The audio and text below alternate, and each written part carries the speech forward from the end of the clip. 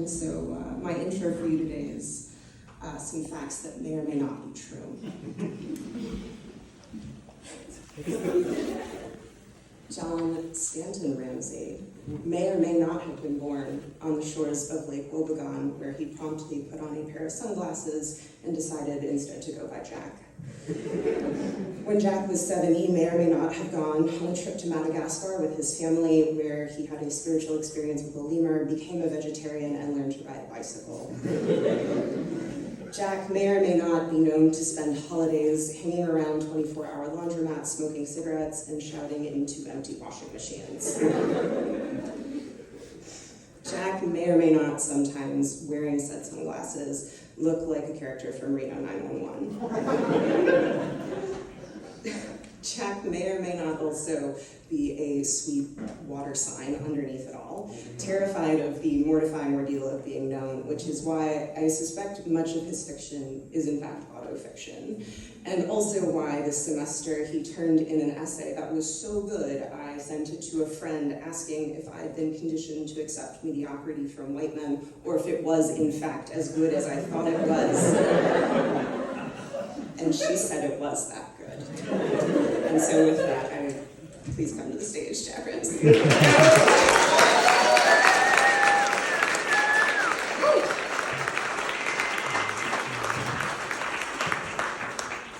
Thank you for that information.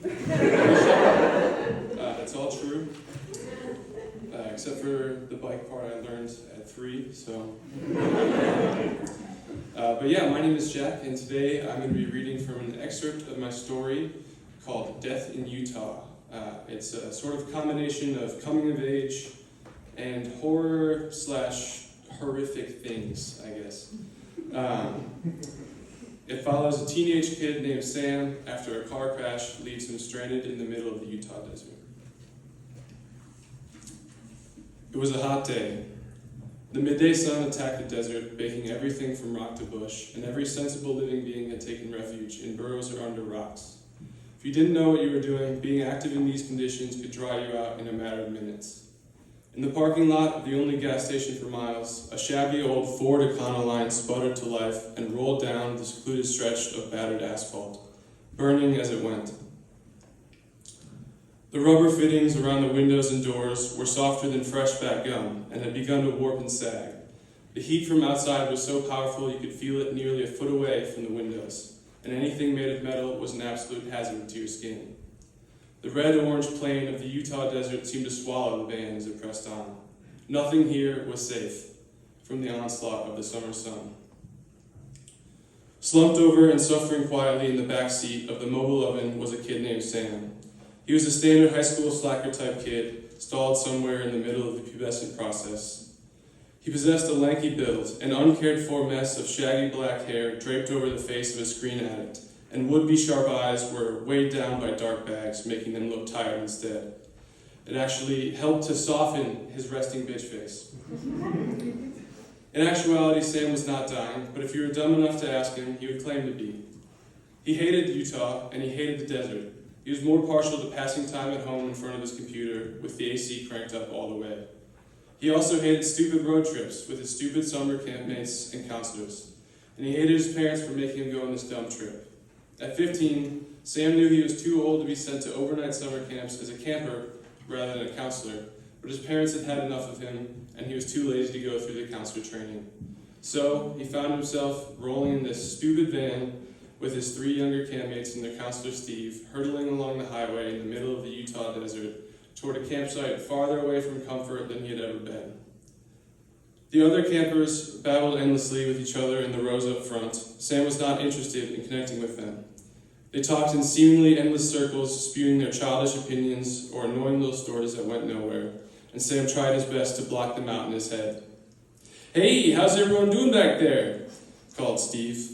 Sam remained silent. The rest of the campers offered Steve responses, and the sound of their voices made Sam hate them more. "Sam, how about you, bud?" Steve called again. "I'm fucking fine. Just let me sleep." "Hey, watch that not camp-appropriate language, buddy. That's not what we do here," Steve warned. Sam elected not to reply and instead turned his focus back to trying to drift off. He hoped he could sleep the whole car ride. In fact, why not the whole trip? He smiled at this thought and closed his eyes again, and the heat took hold of him and he slipped into a slumber. There was nothing but cracked, dry mud, rocks, and cacti all around. The horizon was warped by intense heat waves. Completely confused, Sam stood and observed. How long had he been asleep? What had he missed? Where had the rest of the group gone? I swear to God, if they ditch me, I'm going to sue their asses, Sam thought. He felt as though he was standing in the exact center of the desert. Bruises and long tendrils of dried blood covered his body, but he had no recollection of their origin. He glanced down at his blood-covered hands. In his right, he clutched a road map and Steve's utility knife.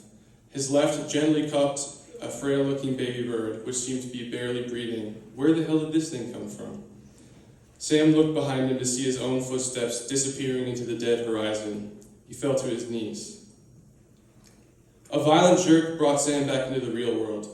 The van was going much faster now and bouncing around wildly. The other campers were all screaming and darting around, and Sam looked up and saw through the windshield that they had left the road behind. He unbuckled and started towards the front of the van. Sam yelled at his fellow campers to brace themselves, and he continued to crawl his way towards Steve, gripping the tops of the seats with one hand and bracing against the side of the van with the other. Each time he tried to inch further, the van jolted up, sending Sam into the wall or jamming a seat into his gut.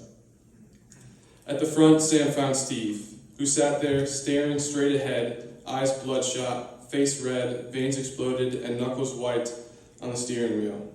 His torso jerked forward, whipping the rest of his body with it, and then folded back again at the waist, rapidly over and over in this undulating movement, restricted only by his seatbelt. "Steve!" Sam screamed.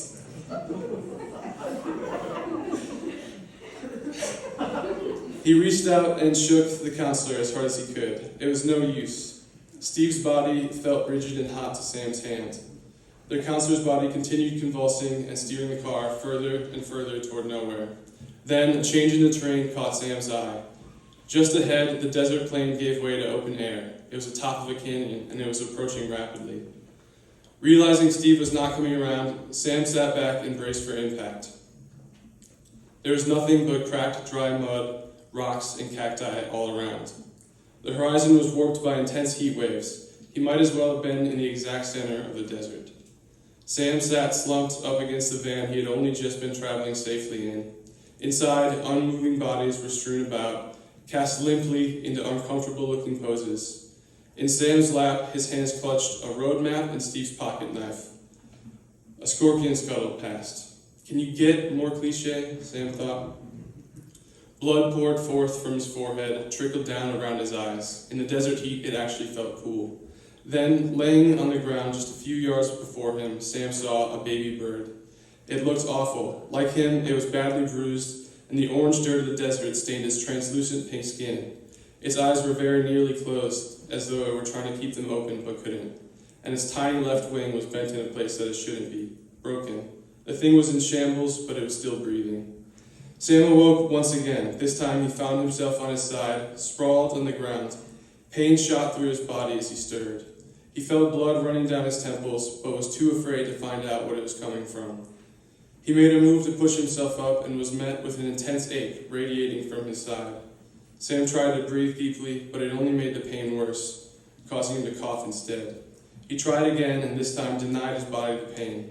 Before him, what used to be a van now more closely resembled postmodern art. The car was crumpled like a plastic bag, and had somehow gotten twisted through the center, right where his unlucky fellow campmates had been. He realized having been flung from the vehicle might have actually saved his life. So much for seatbelt safety, he thought.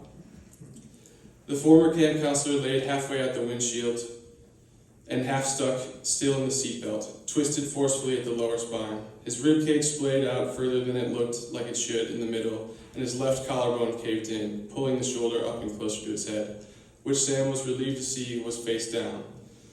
Blood and gore ran from what used to be his campmates' seats, and Sam decided he'd rather not see what state the others had been left in. He heard no noise from the seats and saw no other signs of life. Thank you. Yeah.